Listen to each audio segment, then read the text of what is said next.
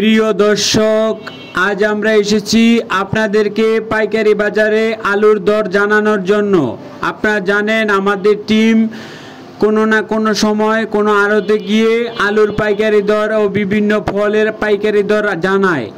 দেখতে পাচ্ছেন বিশাল বড় এক আলুর দোকান। এখানে আলুর পাইকারি বিক্রি করা হয়।